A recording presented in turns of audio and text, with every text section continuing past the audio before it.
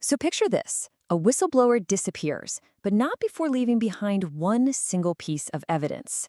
How do you expose a massive conspiracy when the people in charge are watching every single move you make?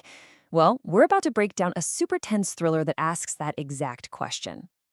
These are the words of Eli Marlowe, the whistleblower right at the center of this whole thing. Talk about chilling, right? He knows the risks, he knows exactly what's at stake, and he is clearly prepared for the worst. This one line just sets the stage for the entire deadly story that's about to unfold. And that's the real question, isn't it? I mean, what could you possibly uncover that's so big you'd be willing to become a ghost for it? Let's follow the trail he left behind and find out. Okay, so this is where our story kicks off. It's not with some big explosion, but with a quiet, really unnerving discovery made by our hero, an investigative lawyer named Arya Rourke. So Arya walks into Eli's apartment, and it's just off. It doesn't look like a crime scene, but it just feels wrong, you know? You can tell someone left in a huge hurry. And right there, in the middle of all that chaos, is this tiny little piece of tech. It's that classic small object that you just know is about to drive the entire plot forward. And wow, the threat becomes real almost immediately. The second Arya finds that drive, she gets this anonymous text. The stakes are instantly personal. This isn't just about finding Eli anymore, it's about her own survival. That's a classic thriller move right there.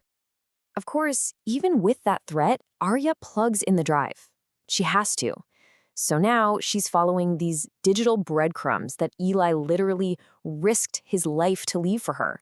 And she's stepping deeper and deeper into the conspiracy with every single click. On the drive, there's just one thing: a single file. You can tell Eli knew he was running out of time, so he poured everything he had into this one last desperate message. I mean, even the file name, Last Confession, it's a gut punch. And boom, the confession hits you hard and fast. This isn't some low-level stuff. This goes all the way to the top. Hearing Eli's shaky voice on that recording, it just confirms all of Arya's worst fears. This thing is way bigger and a whole lot more dangerous than she could have ever imagined.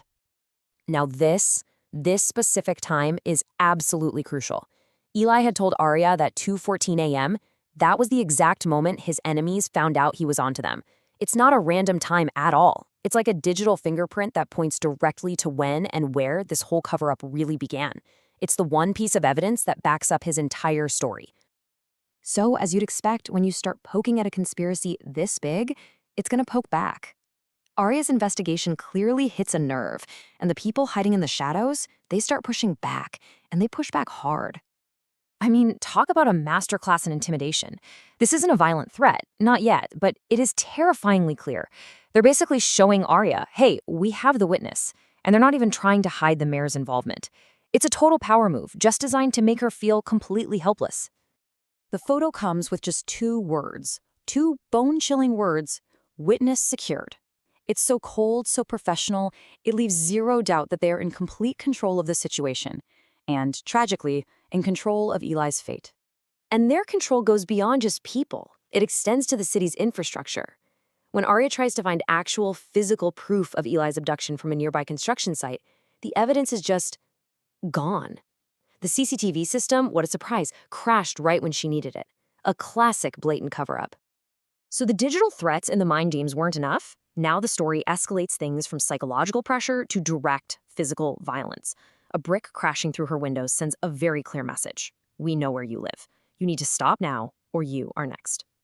But Arya doesn't back down. No way. Instead of running, she actually goes on the offensive. She takes the fight straight to the source for what's going to be a seriously high-stakes showdown.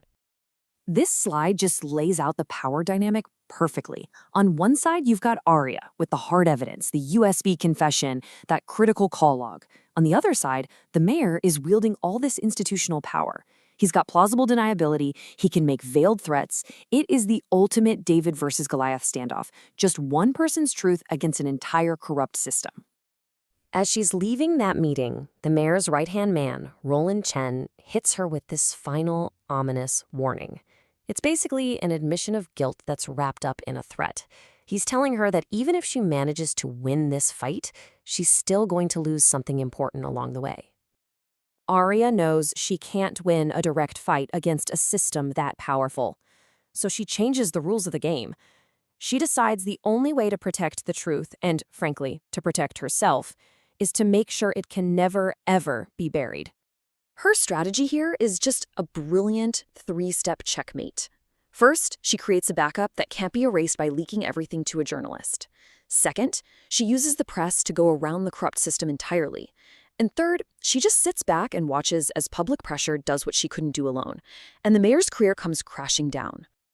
But even with this huge victory, there's a really tragic cost.